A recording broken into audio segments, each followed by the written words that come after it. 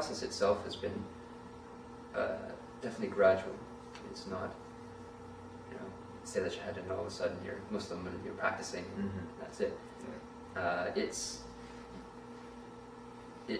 Well, Allah guides us in stages that are easy for us, because I mean, I think if someone came up to you just after you've done the Shahada and said you have to do this, you have to do that, it's a lot. I mean, it's really a completely different way of living one's life. I mean, I don't know if it's easier if you're brought up into it.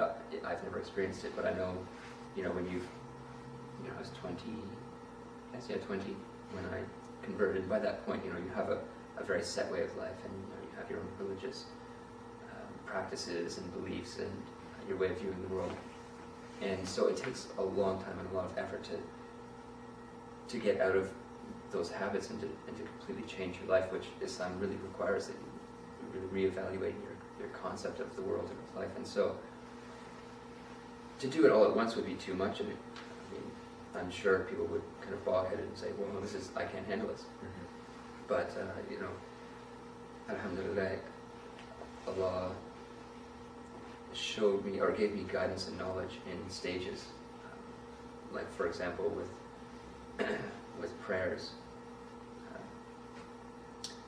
I originally, I agreed, okay, yeah, there should be more prayers, and I knew that there was a way of praying that Muslims practice, but I didn't quite understand how they came up with that, like where that came from, because I'd only read the Quran, and I didn't really know much about the Hadith and that sort of thing.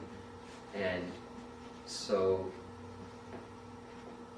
I prayed, but it wasn't 5 times a day, and it wasn't in the manner that Muhammad has taught us. So,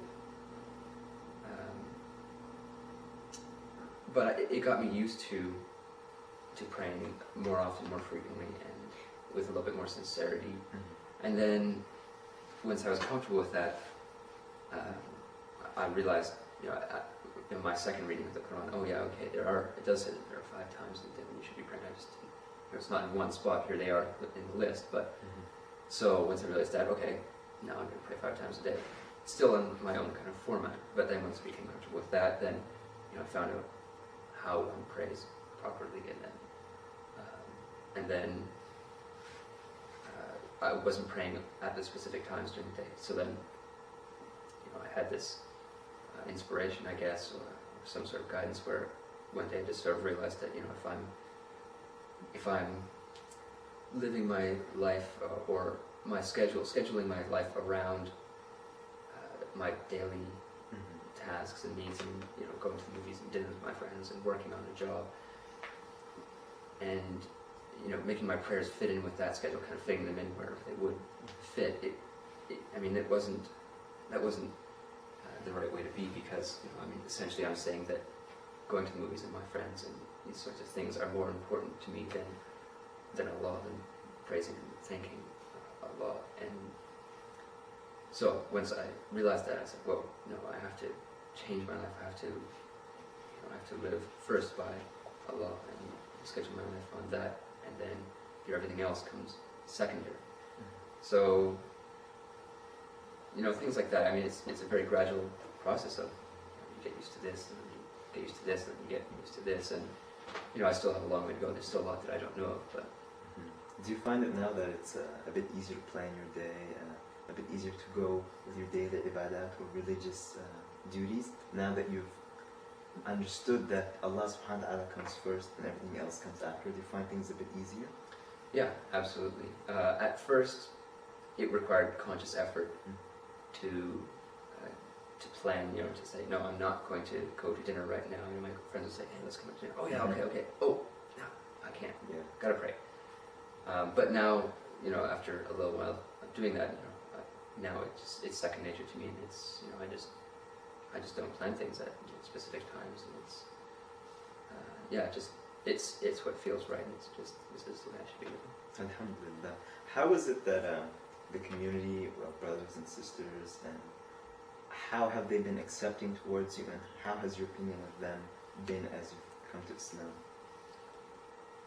Well, very accepting, I would say. Everyone has been wonderful. People such as yourself. Thank you. At first, my journey to Islam was very individual, isolated. And some people sort of say, well, that's really too bad. The Muslim community should be there to help these people out. But I think it's a necessary part of conversion. It helps you to figure out what's going on, establish the foundations of your faith on your own, because you're naturally prone to question why do people do this, why this, not questioning the Quran, not questioning the revelation, but just the connection between practice and the revelation. And so there's this process of doubt and of trying to understand where everything in the religion comes from. And so I think you have to do that on your own, because you're not going to just trust what people tell you right away, and so become comfortable with it. But then, I reached a point where I was comfortable enough that I wasn't too worried that people would be telling me, no, you're doing this wrong, this wrong, this wrong, this wrong.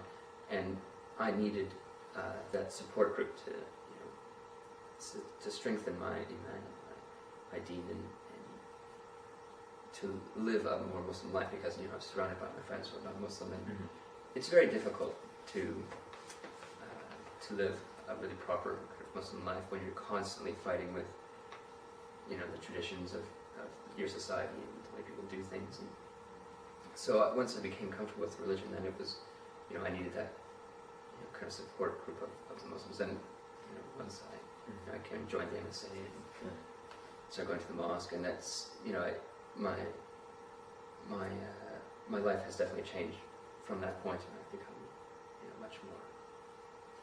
much better in my daily practices and my deen, strengthening my character. Alhamdulillah, that's very good to hear.